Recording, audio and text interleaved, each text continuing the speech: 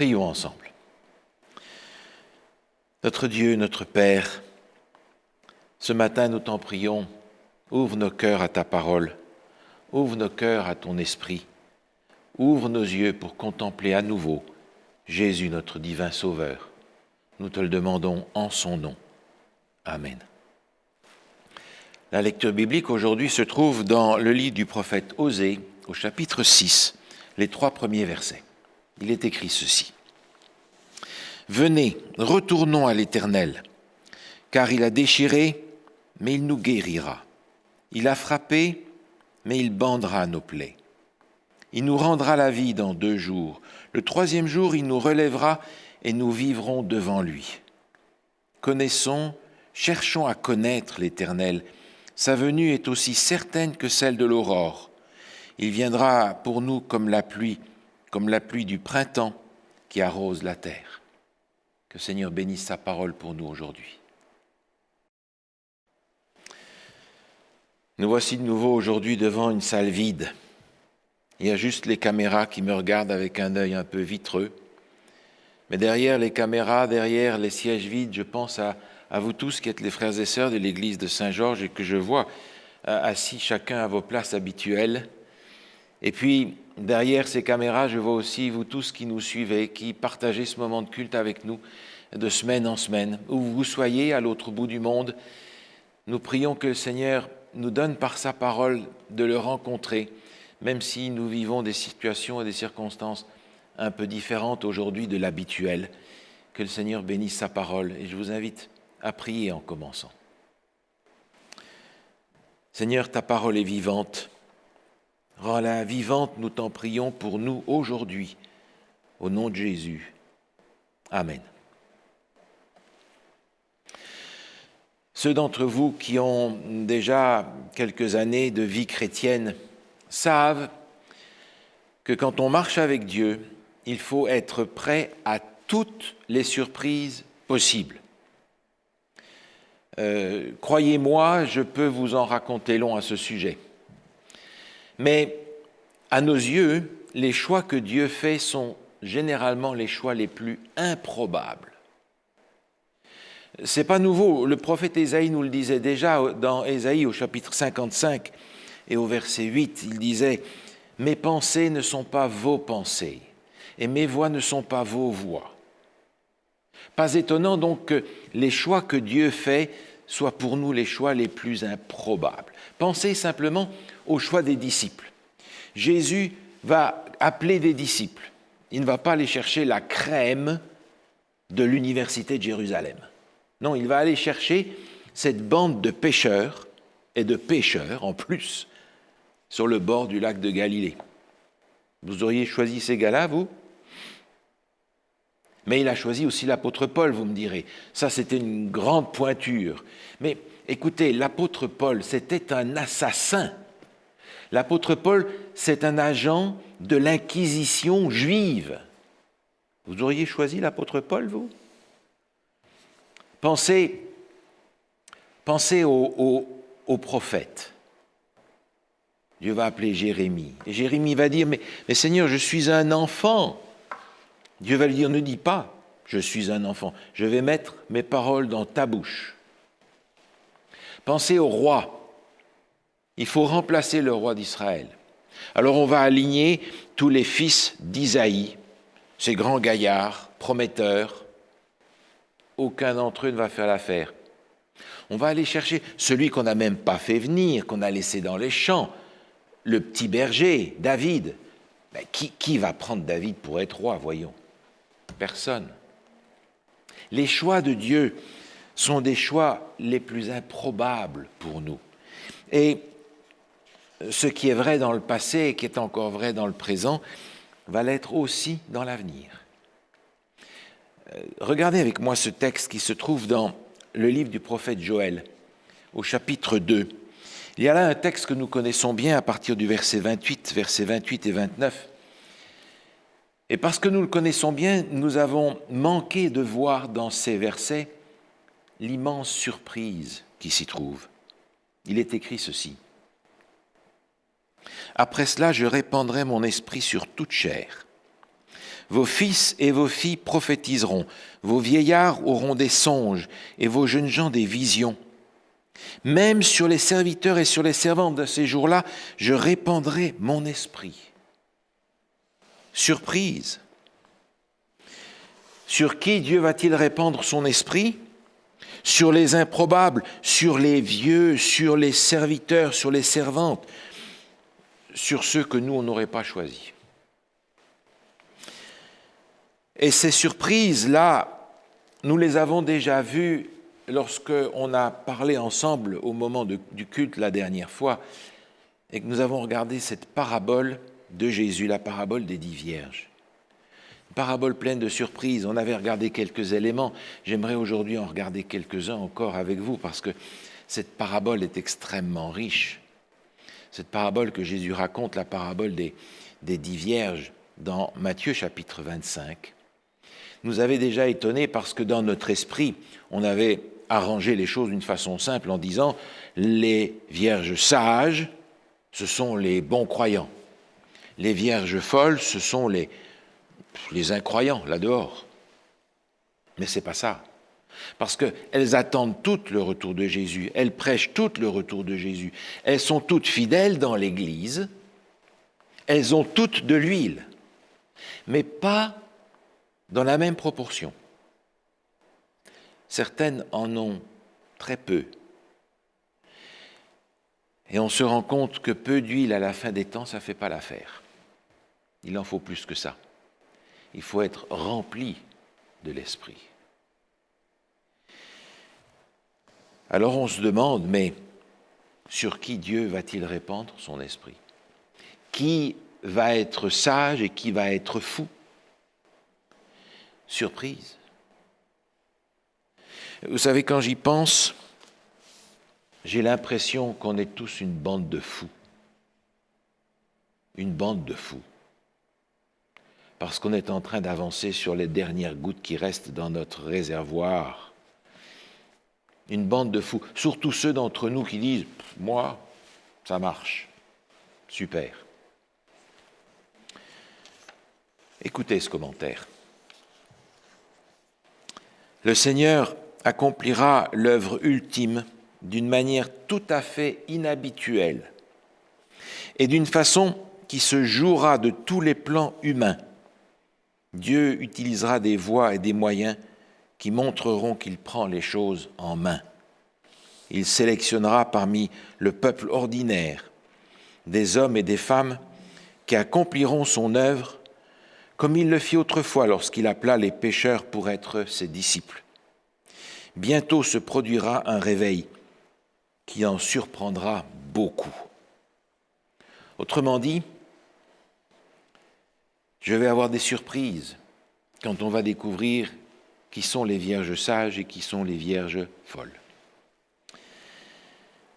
Et ces surprises, elles seront nombreuses parce que, en regardant cette parabole, on se rend compte que Dieu est maître des choix. Mais il y a des surprises qui vont encore nous prendre au dépourvu dans l'avenir. Et l'une de ces plus grandes surprises va être de voir que l'opposition au message de Dieu ne va pas venir que de l'extérieur, il va aussi venir de l'intérieur de l'Église. Et ce n'est pas nouveau parce que dans l'histoire de l'Ancien Testament, dans l'histoire du Nouveau Testament, c'était déjà comme ça le cas. Regardez ce texte dans le livre du prophète Ésaïe au chapitre 5. Ésaïe chapitre 5, les versets 20 et 21, nous rappellent que ce problème de l'intérieur est ancien. Ésaïe chapitre 5 est un chapitre qui est prononcé sur Israël, la vigne de l'Éternel. C'est donc adressé au peuple de Dieu. Et que dit-il de ce peuple ? Verset 20. « Malheur à ceux qui appellent le mal bien et le bien mal, qui changent les ténèbres en lumière et la lumière en ténèbres, qui changent l'amertume en douceur et la douceur en amertume. Malheur à ceux qui sont sages à leurs yeux et qui se croient intelligents. » Un vieux problème. Un vieux problème Je ne sais pas si vous entendez dans ce texte un message semblable à celui que Jésus adresse à l'église de Laodicée. Laodicée qui dit « Moi, je suis riche, je n'ai besoin de rien. » Et Jésus lui dit « Tu ne sais pas que tu es malheureux, misérable, pauvre, aveugle et nu. » Même message. Dans la parabole que nous regardons, Matthieu chapitre 25, la parabole des 10 vierges, au verset 8, il nous est dit que les vierges folles, comme Jésus les appelle, au moment où retentit le cri « Voici l'époux », elles disent « Nos lampes s'éteignent. Nos lampes s'éteignent. Donnez-nous un peu de votre huile. » Non, répondent les autres, c'est pas possible. Dans le livre des psaumes, psaume 119, le verset 105, nous connaissons ce texte. « Ta parole est une lampe à mes pieds, une lumière sur mon sentier. » Mais si les lampes de ceux qui sont dans l'Église s'éteignent, ça veut dire que même si on est dans l'Église, on ne va plus voir très clair sur là où on en est. Et on ne va plus avoir cette lumière nécessaire pour distinguer entre le vrai et le faux. Ce n'est pas pour rien que Jésus avait dit à l'église de Laodicée « Achète un collier pour que tu vois, parce que tu ne vois pas, tu ne te rends pas compte. »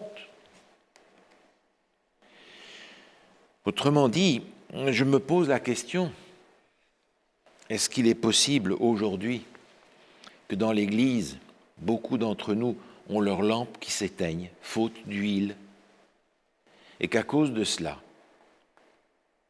nous ayons une idée brouillée de ce qui est vrai, de ce qui est faux, de ce qui vient de Dieu, de ce qui vient de l'ennemi, ou même de nous-mêmes. Mais alors, si c'est dans l'Église, qu'en est-il? Maintenant, soyons clairs, ne nous laissons pas aller non plus à cette espèce de catégorisation un peu facile qui nous dégage un petit peu des choses, en disant, c'est simple, les vierges sages, c'est les conservateurs, les vierges folles, ce sont les libéraux. Ou bien, les vierges sages, ce sont les libéraux, les vierges folles, ce sont les conservateurs. Non, c'est pas comme ça que ça marche. C'est pas comme ça que ça marche. Souvenez-vous comment Jésus a traité cette question. Jésus avait pris les pharisiens, les conservateurs de son temps, et les sadducéens, les libéraux de son temps, et les avait renvoyés dos à dos en leur disant « Vous n'entrerez pas dans le royaume des cieux à moins que vous ne vous convertissiez. » Il y a partout dans l'Église, de tous les côtés, des gens qui, par manque d'huile, entravent l'œuvre de Dieu. Écoutez ce commentaire. Le temps, les soins et le travail requis pour contrecarrer l'influence de ceux qui travaillent contre la vérité représentent une terrible perte de temps. Mais lorsque tant de travail doit être fait dans l'Église pour contrer l'influence des ouvriers qui s'élèvent comme des murs de granit face à la vérité que Dieu a envoyée à son peuple, pendant ce temps-là, le monde est laissé dans des ténèbres encore plus profondes. Se peut-il qu'il y a dans l'Église certains d'entre nous qui sont aussi durs que le granit pour s'opposer à la vérité que Dieu a révélée à son peuple? Est-ce possible? Est-ce moi?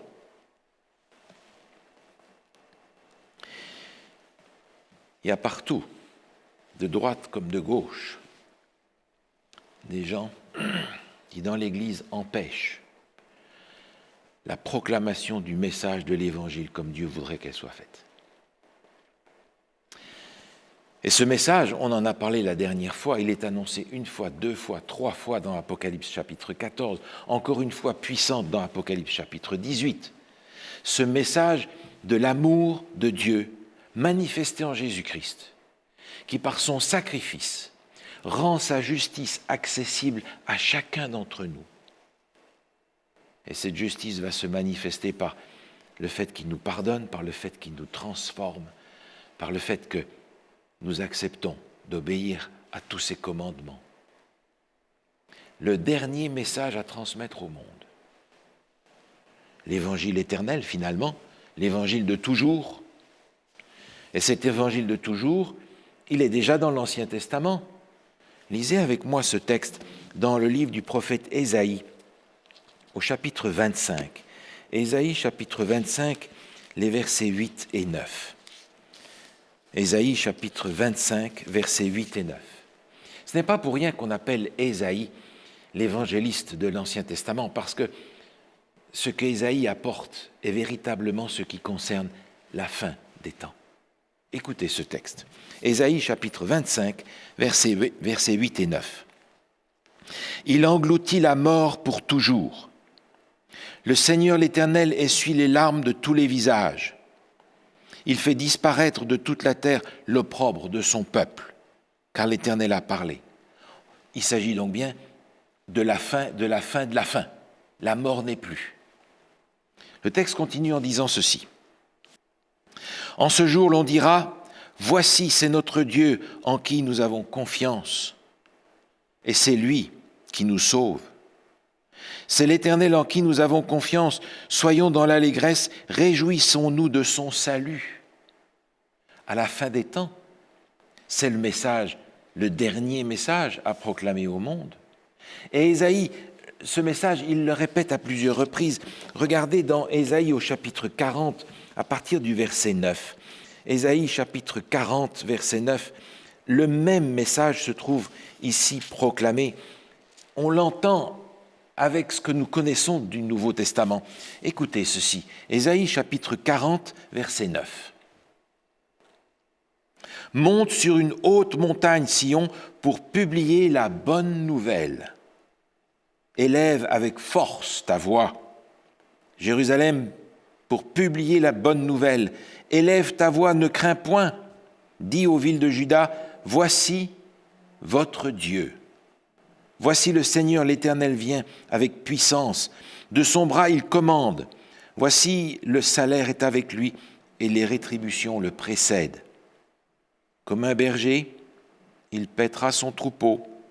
Il prendra les agneaux dans ses bras et les portera dans son sein.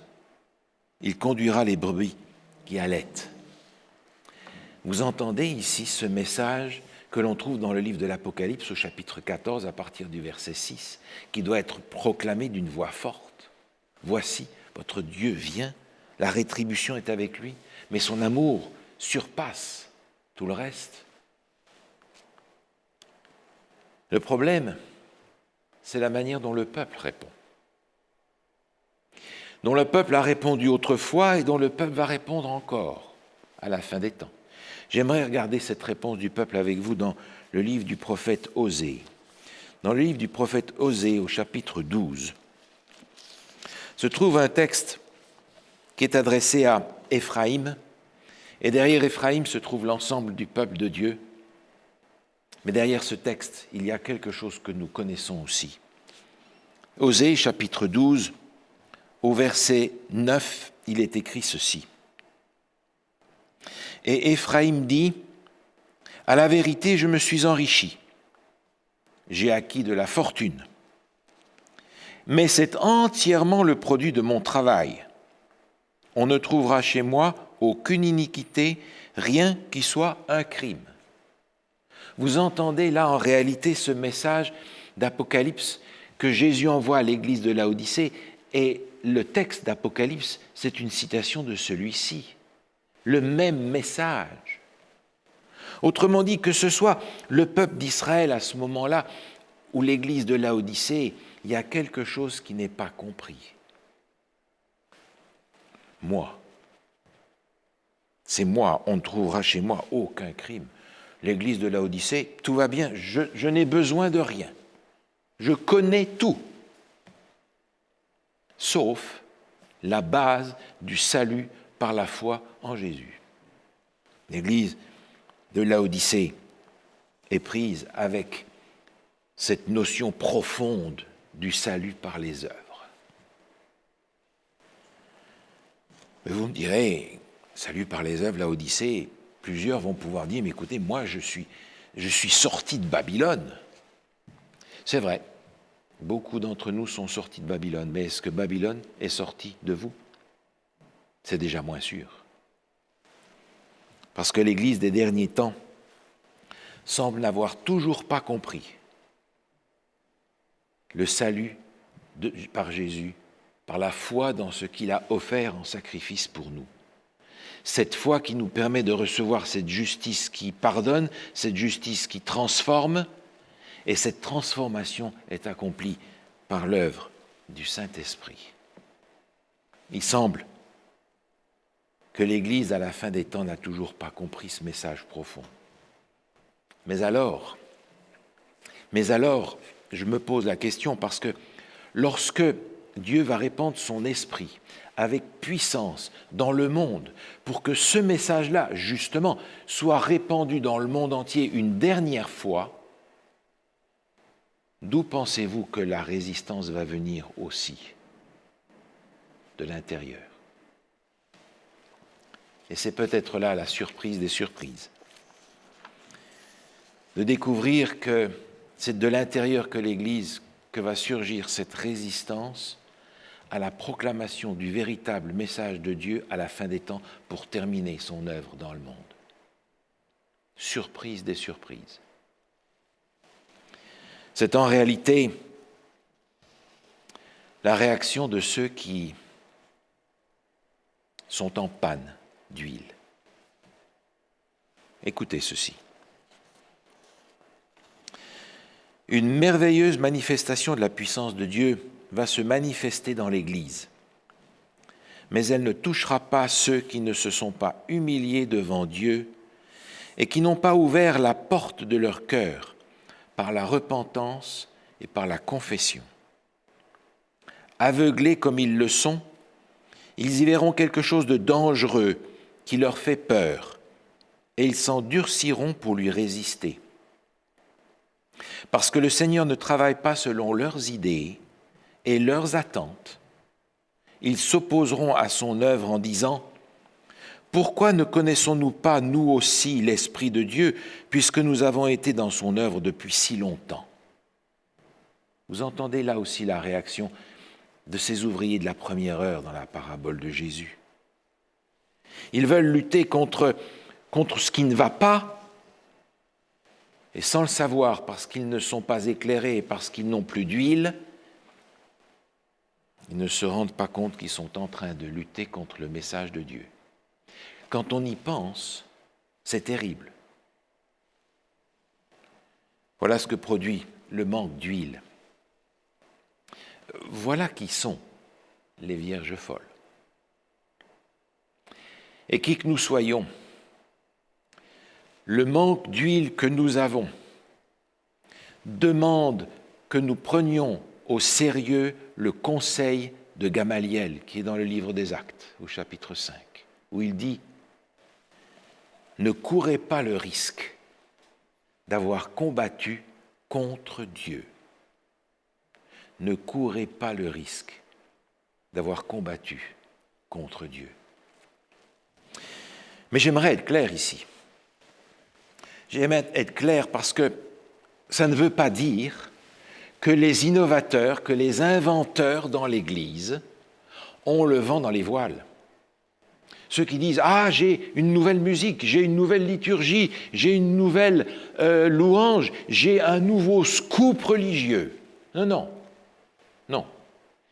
Pensez à ce que l'apôtre Paul apporte comme message à l'Église de Corinthe. L'apôtre Paul a écrit 4, peut-être 3 ou 4 lettres à l'Église de Corinthe. Aucune Église dans le Nouveau Testament n'a reçu autant de mise au point que l'Église de Corinthe. Les membres de l'Église de Corinthe pensaient qu'ils pouvaient faire ce qu'ils voulaient dans l'Église. L'apôtre Paul leur dit « Dieu est un Dieu d'ordre ». Les membres de l'Église de Corinthe se mettaient à parler en langue, faire du charabia. Personne ne pouvait comprendre ce qu'ils disaient, ni les hommes, ni les anges, ni Dieu même. Et l'apôtre Paul leur dit essayez plutôt d'avoir la foi, l'espérance et l'amour. Ça vaudra mieux. Les membres de l'église de Corinthe prenaient la Sainte Seine d'une façon irrespectueuse. Permettez, je traduis en français moderne, ils prenaient ça avec les croissants et un Coca-Cola. Et l'apôtre Paul leur dit, c'est à cause de ça que plusieurs sont malades et que plusieurs sont morts. Par conséquent, ce n'est pas un laisser-passer pour n'importe quoi. Quand le message de Dieu nous dit « Craignez Dieu et donnez-lui gloire », ça veut dire quoi, vous pensez?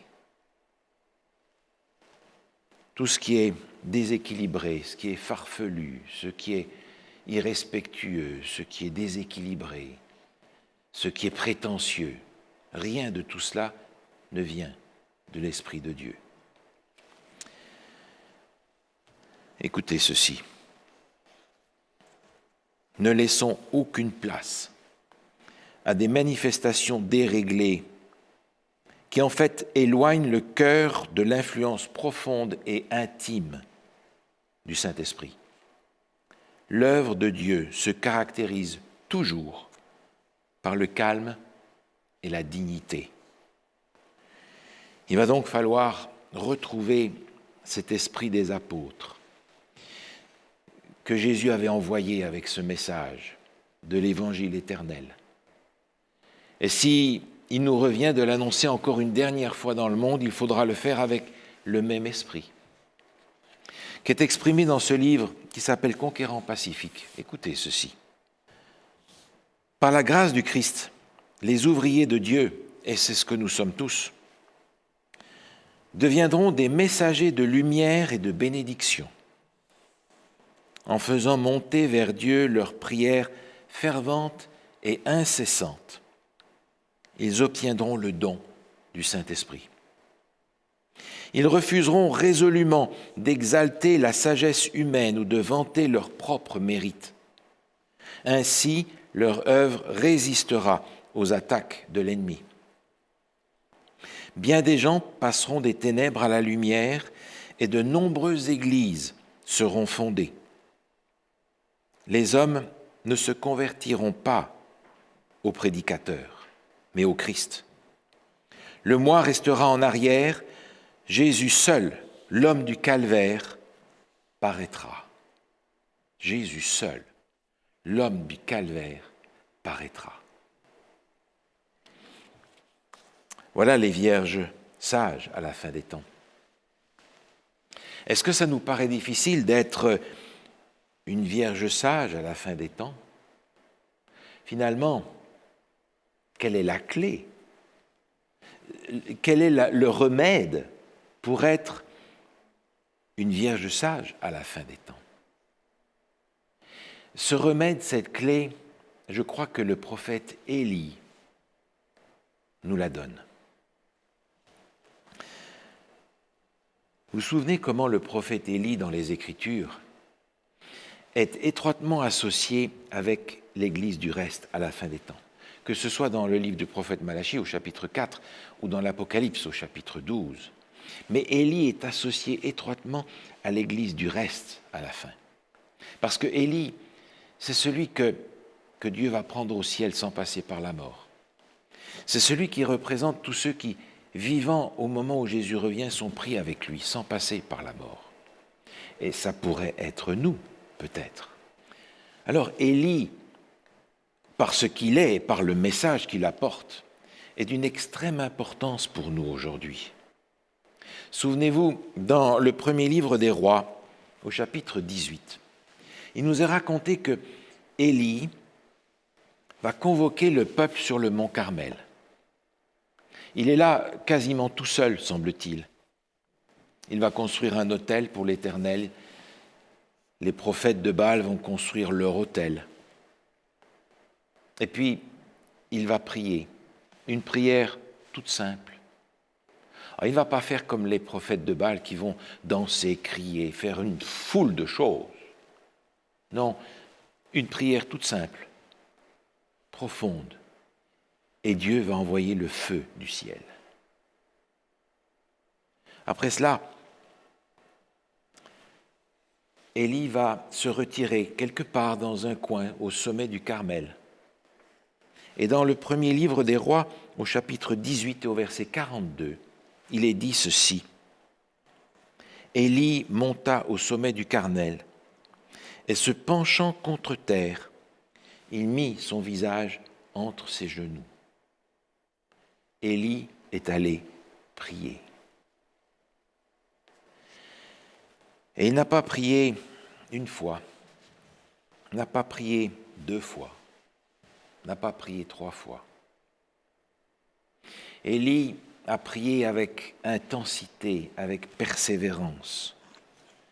Élie a prié avec repentance. Et nous en parlerons d'ailleurs la prochaine fois, la repentance. Élie a prié avec intensité. Il a prié finalement jusqu'à ce que Dieu réponde.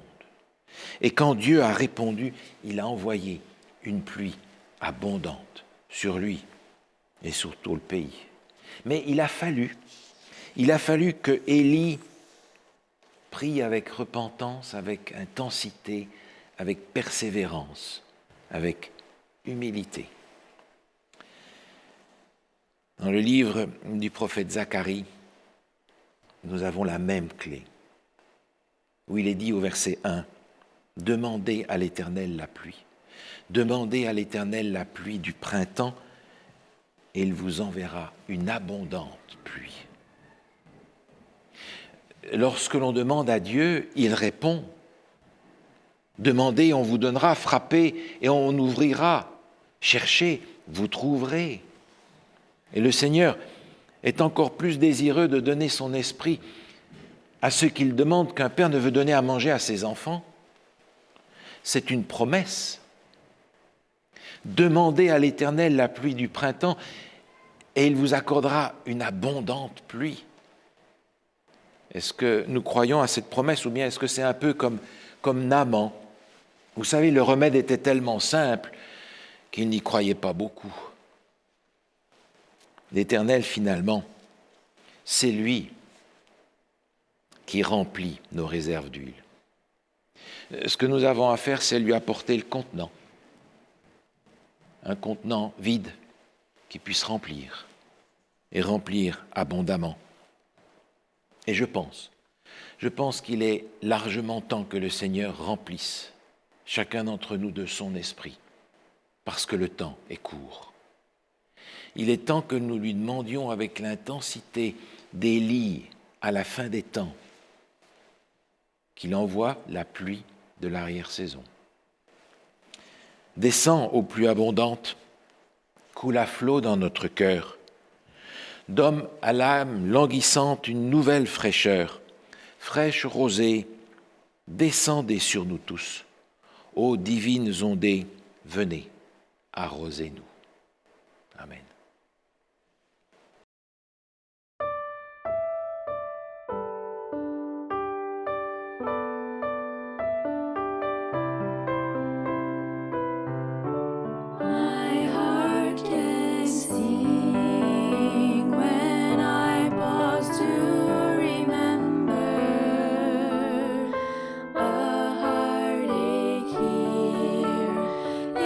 But a stepping stone.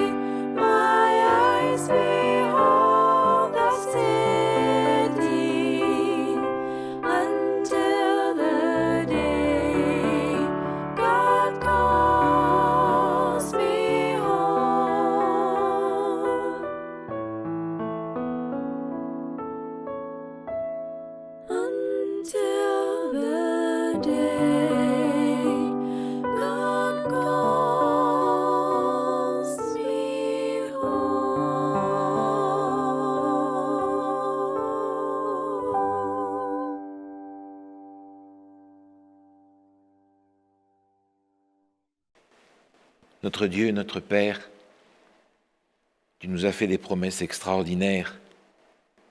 Tu nous as réservé de grandes surprises. Mais la plus grande de toutes, c'est que tu nous choisisses nous aussi pour recevoir cette pluie de l'arrière-saison. Seigneur, accorde-nous d'être vidés de nous-mêmes pour que tu puisses nous remplir, que nous ayons à cœur de plaider jusqu'à ce que tu répondes, comme Élie l'avait fait, et que tu envoies sur ton Église et sur chacun d'entre nous cette pluie abondante dont nous avons besoin pour accomplir ton œuvre à la fin des temps et pour que tu accomplisses ton œuvre en chacun d'entre nous. C'est ce que nous te demandons au nom de Jésus. Amen.